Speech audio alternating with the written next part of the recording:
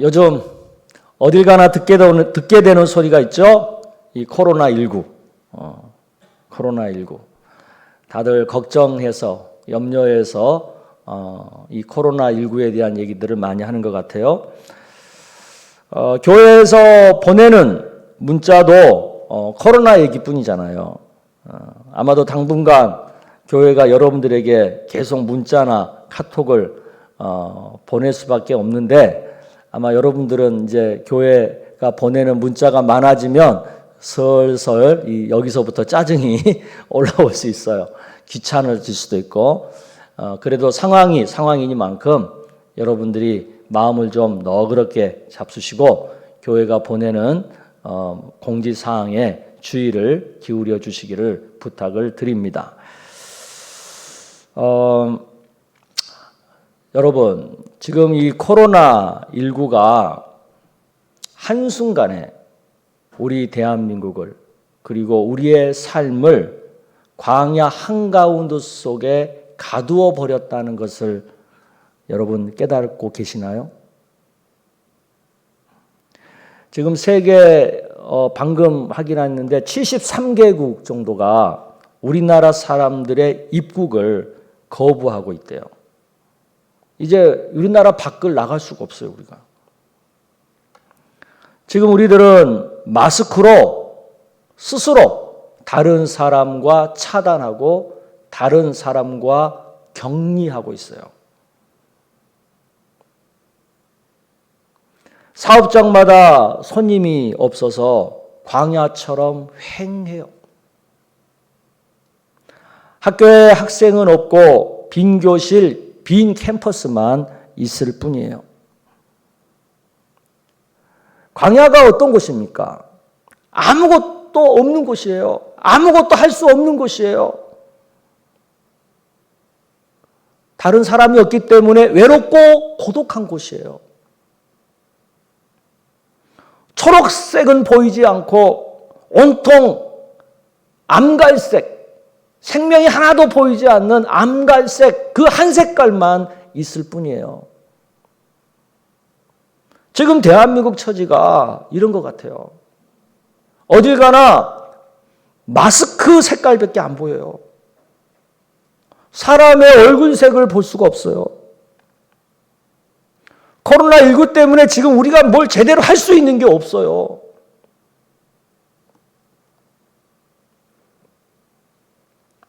하지만 여러분, 우리가 기억할 것은 이런 인생의 광야는 피할 수 없다는 거예요. 언제든지 누구나 만날 수밖에 없는 광야라는 거예요. 어쩌면 지금 이 상황도 우리 인생이 만나고 있는 광야일 수 있습니다. 특히 한국 교회에게는 광야임이 분명합니다. 한국 기독교 역사에 있어서 지금처럼 교회가 문을 닫고 예배가 중단되고 각자 집에서 영상으로나 아니면 어떤 예배 안내 집을 가지고 예배하는 것은 초유의 사태이기 때문입니다. 아마도 이 사태가 장기화되어서 교회가 오랜 기간 모일 수 없고 예배할 수 없게 된다면 한국 교회는 엄청난 손실을 피할 수 없을 거예요. 성도들의 믿음이 아마 많이 떨어질 거예요. 교인 수도 줄어지겠죠. 믿음이 떨어지면 교회를 이탈하는 사람들이 생길 테니까. 헌금도 줄어서 재정적으로 어려워서 타격을 받는 교회들도 많이 생길 거예요. 아마도 사탄의 세력은 한국 교회가 이렇게 되기를 내심 기대하고 있겠죠. 하지만 여러분, 광야가 이렇게 어렵고 힘든 곳이지만 그러나 그 광야에 하나님의 은혜가 내리고 있다는 것을 믿으시기를 바랍니다. 이스라엘 백성들이 출애굽하여 축복의 땅 가나안에 들어가기 전에 40년 동안 그들이 머물렀던 곳이 어디입니까? 광야였습니다. 아무것도 없고 아무것도 할 수 없는 그 광야에서 그들은 무려 40년 동안 살았습니다. 그들이 어떻게 그 40년을 거기서 살 수 있었을까요? 오직 하나님의 은혜 덕분이었습니다. 광야는 씨를 뿌릴 수 없고 추수할 수도 없는 곳이지만 이스라엘 백성들이 굶어 죽지 않았어요. 왜? 하나님께서 은혜로 매일 하늘에서 만나를 내려주셨기 때문이죠. 광야에는 샘이나 우물이 없지만 이스라엘 백성들이 목말라 죽지 않았어요. 왜냐하면 하나님께서 은혜로 그들을 오아시스로 인도해 주셨고 심지어는 바위를 깨뜨려 그들에게 생수를 터뜨려 주셨기 때문이죠. 아멘. 광야에서 더워 죽거나 추워 죽은 사람 아무도 없었어요. 왜요? 하나님께서 은혜로 낮에는 구름 기둥으로 밤에는 불 기둥으로 그들을 보호해 주셨기 때문입니다. 오늘 우리가 읽은 본문에도 광야에 하나님의 은혜가 임하고 있습니다. 광야에 사는 세례 요한을 통해 예수 그리스도의 복음이 선포되고 있기 때문입니다. 여러분, 복음이 무엇입니까? 좋은 소식입니다. 광야 가운데 있는 이스라엘 백성들에게 좋은 소식은 무엇이었습니까? 그것은 만나였고 물이었고 구름기둥이었고 불기둥이었습니다. 그런데 오늘 본문에서 세례 요한이 들려주는 좋은 소식은 무엇입니까? 예수 그리스도입니다. 왜 예수 그리스도가 좋은 소식 복음입니까?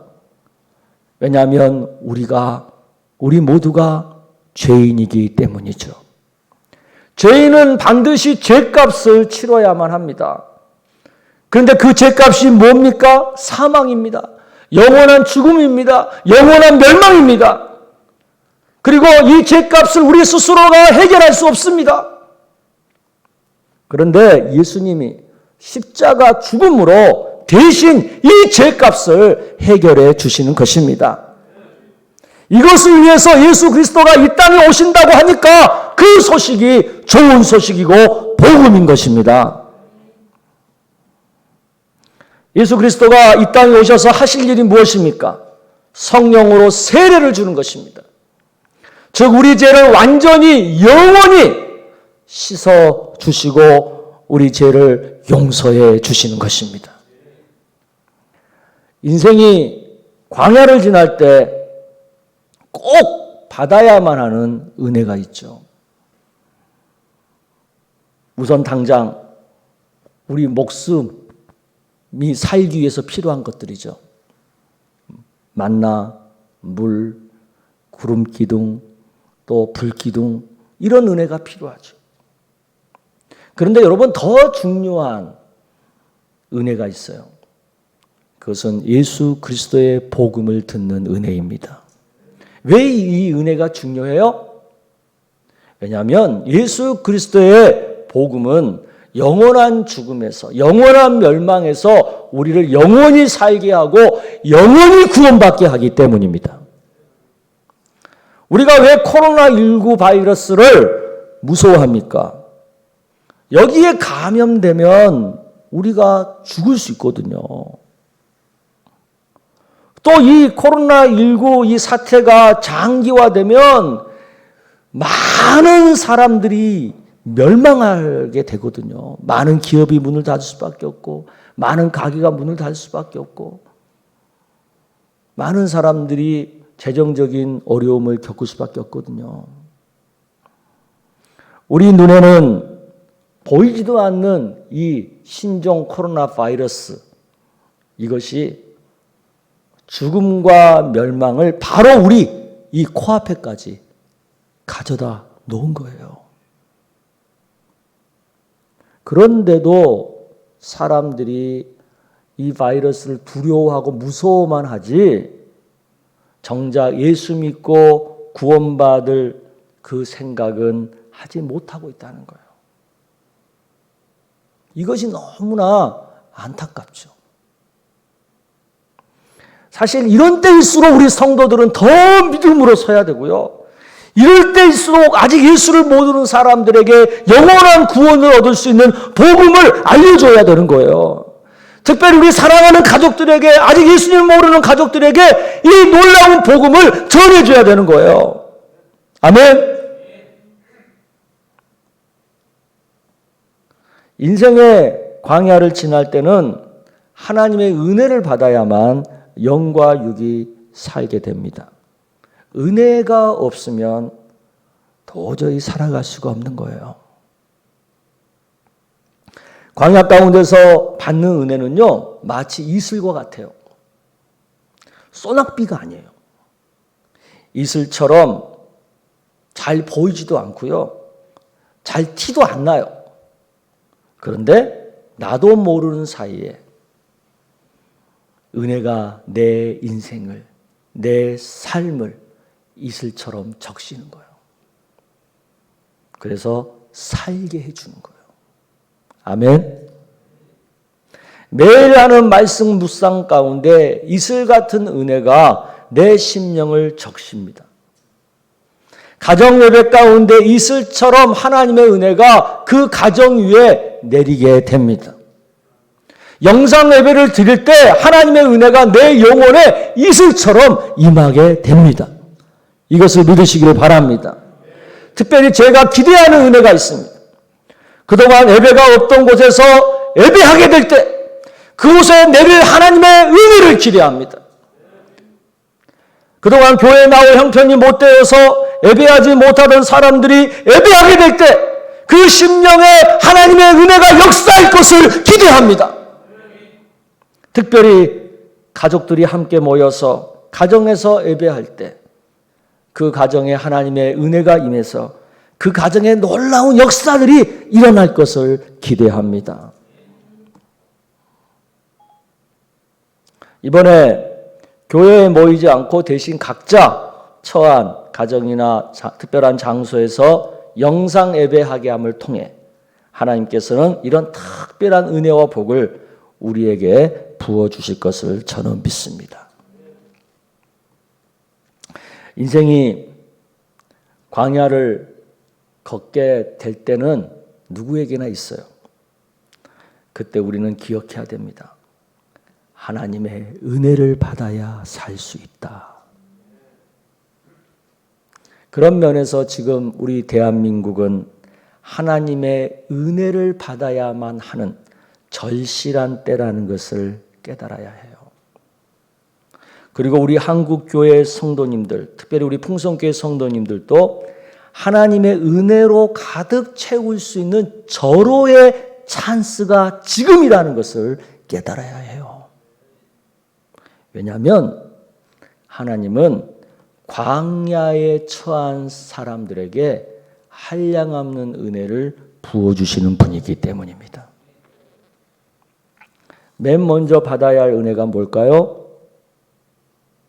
그것은 죄를 깨닫고 회개하는 그리고 용서받는 은혜입니다. 왜 인생이 광야를 만나게 됩니까? 왜냐하면 우리가 잘못 살아서 그래요. 우리가 죄 짓고 살아서 그래요.